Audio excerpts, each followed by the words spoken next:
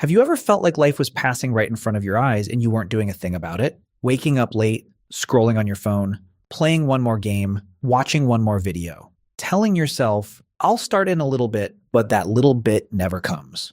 And by the end of the day, you're lying there again with that same familiar question, what the heck am I doing with my life? Most people call this laziness. They'll tell you to be more disciplined, to manage your time better. But the truth is your problem has nothing to do with time management skills. What's holding you back is not laziness. It's a very deep part of your mind quietly avoiding growing up. And what's the scariest part? A lot of men don't grow out of this in their 20s. They carry it into their 30s, 40s, 50s, even their 60s. On the outside, they still look like adults. But on the inside, there's a very childish part of them that panics every time life asks them to take responsibility. Welcome back to Apex. Today we're going to step into the psychology of the man-child. Before we begin, I need to say this up front. This video may not be easy to hear. It might make you uncomfortable, maybe even hit your ego a little. But if you can stay calm enough to listen until the end, this might be the exact wake-up call you need to truly snap out of it. So what exactly is this childish part? And what form is it hiding inside you? Let's start by dissecting its psychology. The psychoanalyst Carl Jung used a Latin term, puer aeternus, to describe this state. It means the eternal boy. In everyday life, we know it by names like Peter Pan syndrome or the man-child. When you are caught in this syndrome, it does not mean you are unintelligent or incapable. In fact, you are often someone with a lot of ideas and sharp instincts. However, your biggest trait in this state is an extreme desire for absolute freedom. In this state, freedom seems to mean not being tied down by anything, not being responsible for anyone, and not having to make any fixed choices. You want to keep yourself in a place where every door stays open, but you never actually walk through any of them. Carl Jung described your life with a very accurate phrase, the provisional life. Living a provisional life means you always feel like what you are doing right now is not your real life. You work an office job, but you tell yourself it is only a temporary job to make a living, while deep down, you are actually an undiscovered genius waiting for your moment. You live in a messy room, but you think there is no need to clean it because this is only a temporary place, and one day you will have a real home. You date someone, but deep inside, you always think this is not the most perfect person for you, and you are only in a temporary relationship. Because you think everything is temporary, you never put your full heart and effort into anything. You live like a spectator sitting in the stands, watching your own life pass by. You watch the people around you throw themselves into life. They work, they fail, they move up, they get married. Your mind looks at them and unconsciously creates the feeling that you are somehow above them. The ego of the child inside you tells itself that they are trapped in the rat race of bills and daily survival, while you are just waiting for a more special path. But the truth is, you choose to be a spectator not because you are free, but because you are using that freedom as a shield. When you do not choose a specific career, you can proudly tell yourself that you have the potential to do anything. When you never truly give your all to any goal, you never have to face the feeling of failure. You keep all your dreams as perfect ideas in your head because a dream that has never been tested has never had the chance to fail. The deepest hidden fear behind your careless attitude is the fear of reality. Everyday reality always comes with harsh rules. Reality has bills to pay, rejection, competition, and flaws. In that safe imaginary world, you are a star. But when you step into reality, you have to accept that you are starting from zero. You have to learn, you have to work, and you have to take responsibility for your mistakes. A part of you would rather cling to a safe provisional life than step onto the field and accept the risk of getting hurt. So where did this chronic procrastination and fear of growing up actually come from? Why do you choose to trap yourself inside the cocoon of childhood instead of stepping out into the world? To answer that, we need to flip back through the pages of the past. Marie-Louise von Franz, a close colleague of Carl Jung, pointed out a surprising truth. Most man-children, when they were young, were actually very gifted kids. Maybe as a child, you were the smartest kid in class, someone who learned everything quickly without much effort, or someone with a special talent in a certain area. You received tons of praise from your parents and teachers. You were labeled as a special child, or a future genius.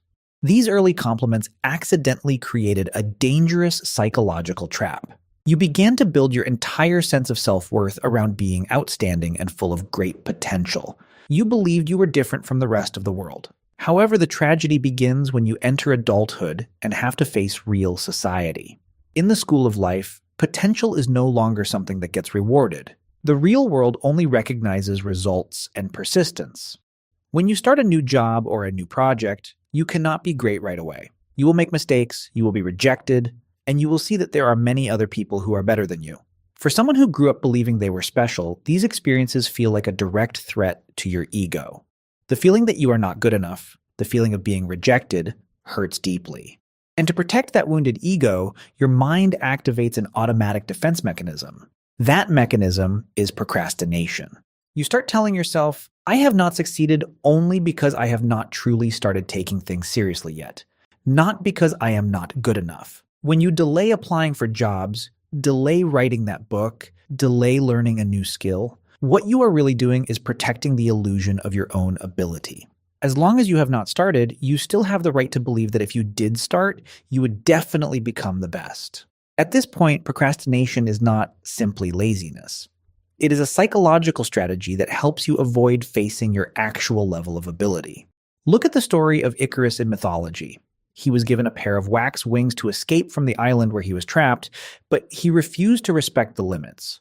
He flew too high, too close to the sun, because he thought he was untouchable until the heat melted the wax and he fell into the sea. You are the image of Icarus when you confuse potential with real achievement. You can dream about flying very high in the wonderful plans you create for yourself. But if you have not learned how to walk steadily on the ground, if you have not trained yourself through even the smallest tasks, you will be very easily shattered when you touch reality. And when the gap between fantasy and reality keeps getting bigger, people can easily fall into a self-destructive spiral with 3 familiar psychological traps of the eternal child. Trap 1. Constantly looking for tools to numb your awareness. It is easy to understand why we want comfort after a tiring day, but the problem lies in how you use it. Every time you face the pressure of life or the fear of failure, your familiar reaction is not to solve the problem, but to find a quick escape so you do not have to feel that discomfort. You dive into gaming all night, scroll through short videos aimlessly on your phone, sink into toxic pleasures on the internet, or chase short-term stimulation. For you, this is not normal entertainment. It is a psychological anesthetic that helps you temporarily forget the reality that you are standing still. In the virtual world of a game, you can be a successful hero, but when you turn off the screen, you return to an empty reality. You are using these short-term pleasures to escape the alarm bell of your own life. Trap 2. Being extremely afraid of long-term commitment. In the early stage, when everything is still new and fun, you are very enthusiastic. But as soon as the relationship starts asking for responsibility, promises about the future, or financial sharing, you immediately feel trapped. You begin to exaggerate the other person's small flaws, focus on everything that is not perfect, or use your circumstances as a reasonable excuse to slowly pull away. On a deeper level, you may unconsciously be drawn to someone who takes care of you too much and then slowly place on them the role of carrying your emotions and responsibilities for you. Over time, they have to carry too much, from cleaning and money to major decisions, while you stay stuck in the role of the person being taken care of rather than someone who carries the weight with them. Trap 3. Victim mentality and the habit of blaming others. The eternal child syndrome can easily pull you into a victim mindset, where every outside pressure is seen as proof that the world is against you. This is like the story of Peter Pan, who always sees the adult Captain Hook as the evil enemy. In real life, Captain Hook represents your boss, the rules of society, and the ticking clock of time that is pushing you to grow up. Instead of allowing your mind to accept the reality that you need more effort and discipline, this syndrome tricks you into seeing all of those pressures as unfair. Yes, the economy can be difficult, the job market can be harsh, and society is not always fair. But the trap is this. If you use those things as the only reason not to act, you accidentally hand over full control of your life to your circumstances. This mechanism keeps you stuck in the land of avoidance, where you feel protected. But in reality, you are slowly losing your ability to take responsibility for your own life. But you know what? Recognizing these 3 traps is not about beating yourself up and calling yourself a failure. Recognizing them is about understanding your invisible enemy, and knowing this, you have the power to change it starting today. If you saw yourself in the parts we just went through, what you need right now is not to sink into guilt. Guilt can make you blame yourself, but it does not necessarily make you grow up. What you need are the real actions of an adult. There are 4 steps to step out of the cocoon. Step 1. Completely change the way you think about growing up. One of the biggest misunderstandings of the eternal child state is the belief that growing up, making money, and carrying responsibility will turn them into someone ordinary, kill their creativity, and erase the dreams and ambitions of their youth. They see adulthood as a prison, but the truth is the exact opposite. You need to understand that responsibility and commitment are not chains. They are the strongest protective walls for your dreams. Just imagine this. If someone has a talent for writing but does not have the discipline to sit down at the desk every day, that talent will disappear into nothing. If someone has a brilliant business idea but is afraid of risk and refuses to learn how to manage money, that idea will stay on paper forever. Growing up does not kill the creative child inside you. It gives that child a structure, a solid foundation, so ideas can become real in the real world. Step 2. Bravely embrace being ordinary. The psychology of the eternal child often makes you look down on normal tasks and daily routines because they seem too small compared to the special image you once believed about yourself. To break this mechanism, you have to start doing those small and boring things with the greatest seriousness. Start by cleaning your own room, washing and folding your own clothes neatly, and try doing it in silence, without using music or your phone to pull your attention somewhere else. Focus completely on the action itself. Pay your own electric and water bills on time. Take a normal job, whether it is physical work or a low-paying office job, and try to do it as well as you can. When you allow yourself to do these ordinary things seriously, you are pulling your mind down from the clouds and back to the ground.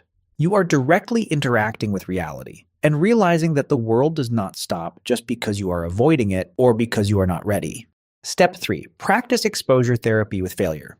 Because the core fear of this state is the fear that you are not good enough, the way to overcome it is not to avoid failure forever, but to slowly expose yourself to situations where real failure is possible. Choose one thing you have been putting off for a long time simply because you were afraid you would not do it well. It might be finishing your resume and sending it to 5 different companies. It might be signing up for a new skills course, where you accept that you may be clumsy at the beginning. It might be apologizing to someone you hurt, or asking your boss directly for honest feedback about your ability. When you do this, you will see that failure is not as terrifying as you imagined. Being rejected does not mean your life is over. A man's character is not formed when he always wins in his imagination. It is shaped and strengthened through the times he falls in real life, then gets back up by himself, brushes the dust off his knees, and keeps going. Step 4. Find an outside structure that holds you accountable. One very strong tendency of the eternal child is constantly negotiating with himself to avoid discomfort. When things get hard, your mind can easily come up with hundreds of reasons that sound reasonable just so you can delay, rest a little longer, or crawl back into your soft bed with your phone. That is why, in the beginning, you cannot fully rely on your own willpower. You need to find a mentor, a teacher, a strict boss, or a community of highly disciplined men.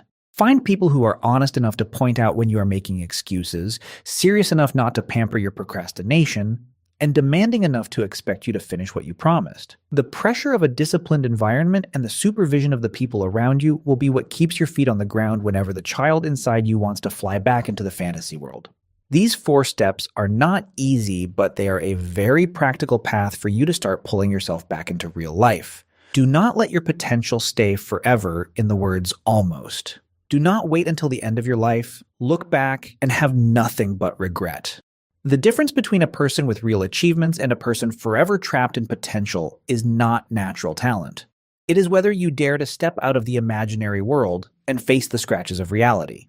There may be no magical moment that pulls you out of that room. There is also no magic that will turn you into a successful person overnight if you keep letting each day pass unconsciously in front of a screen.